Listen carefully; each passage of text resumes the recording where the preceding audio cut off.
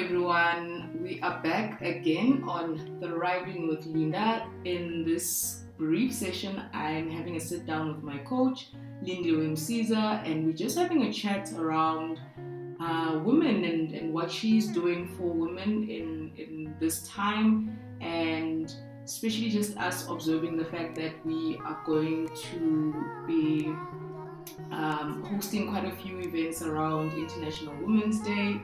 We are going to be celebrating International Women's Day very soon, and you and I actually have been speaking about how the journey is still so far when it comes to us as women progressing in the workplace, especially Black women, and just the work that we still need to put in and just unite in how we see each other and how we want the world to see us. We're also fighting the imposter syndrome. We also have the work-life balance that is so tough. We are mothers, we are sisters, and we are friends, and we have to balance so much, and it becomes so heavy on us.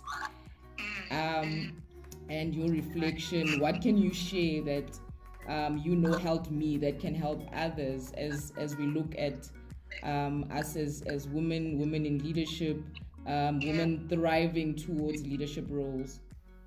So one of the things that is very important for us to be in a position to change the narrative about women in leadership is that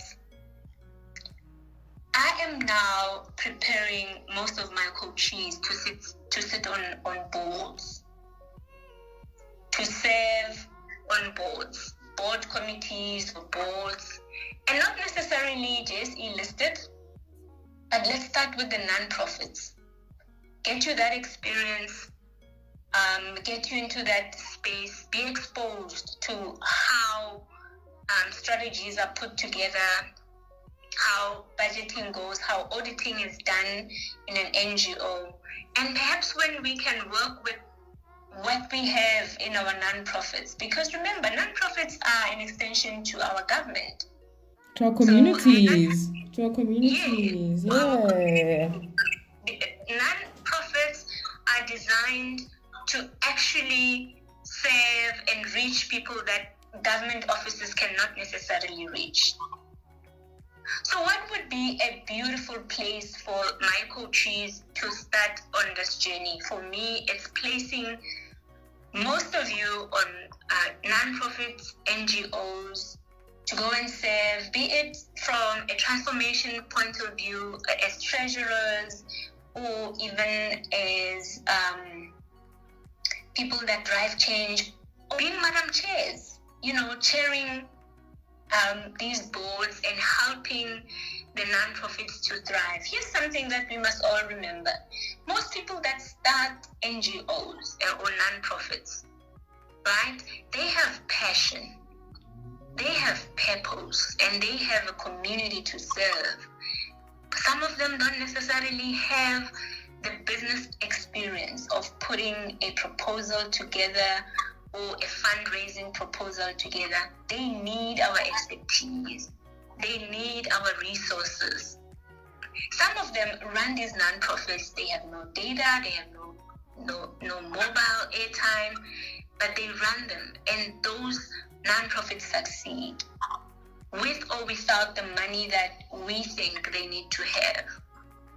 How wonderful will it be that every year, for a number of coachees that I coach, females, at least 20% of them end up on a board seat of a non-profit.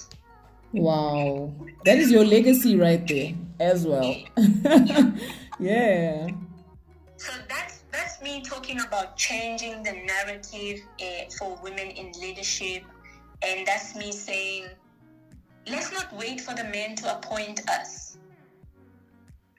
Let's go and do the work. And through the work that we do, they will look for us to serve on those boards. Wow. So we're not waiting for handouts anymore. We're grabbing the bulls by its horns and we're getting our hands dirty. Sure. And that's the direction and the purpose why I'm still serving and why I'm still here. And that's a vision that I will continue to drive, and a vision that I will continue to share with those that are in my circles.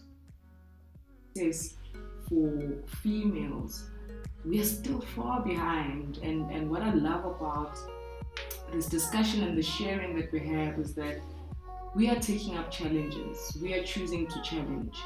And I am so proud to be part of this journey. I'm so proud to be linked to so many organizations that are setting the tone, that are bringing women together, and we're going to make a difference.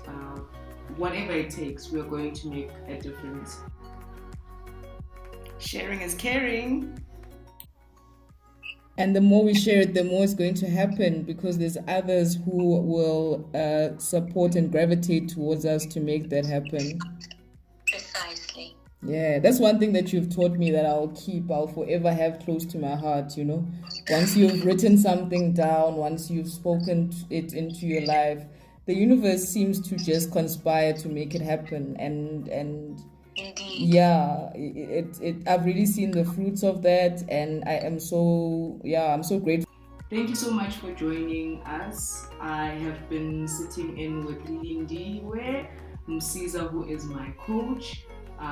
Look out for the next coming sessions.